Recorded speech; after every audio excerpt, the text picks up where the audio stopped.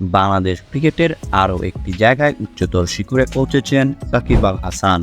Test ইতিহাসে বাংলাদেশের সবচেয়ে বয়স্ক ক্রিকেটারে পরিণত হলেন তিনি, যে রেকর্ডটি দীর্ঘদিন ধরে ছিল মোহাম্মদ রফিকের নামে। ভারতের বিপক্ষে চেন্নাই টেস্টের দ্বিতীয় দিন আজ সাকিব খেলতে নামেন 37 বছর 181 দিন বয়সে। অন্যদিকে রফিক তার শেষ টেস্ট ম্যাচটি খেলেছেন 27 বছর 180 দিন বয়সে। 2008 সালে দক্ষিণ আফ্রিকার বিপক্ষে ম্যাচ খেলে আন্তর্জাতিক ক্রিকেট থেকে অবসরে যান রফিক। টেস্টে সবচেয়ে বেশি বয়সে খেলার রেকর্ডটি ইংল্যান্ডের কিংবদন্তি ওয়েলবেট রোডসের। 1930 সালে নিজের শেষ টেস্টটি 52 বছর 165 দিনে খেলেছেন তিনি।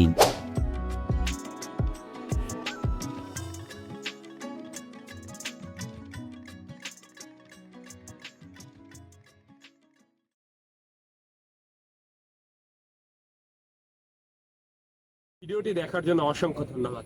ভিডিও সম্পর্কে যে কোনো মতামত জানাতে পারেন আমাদের কমেন্ট বক্সে।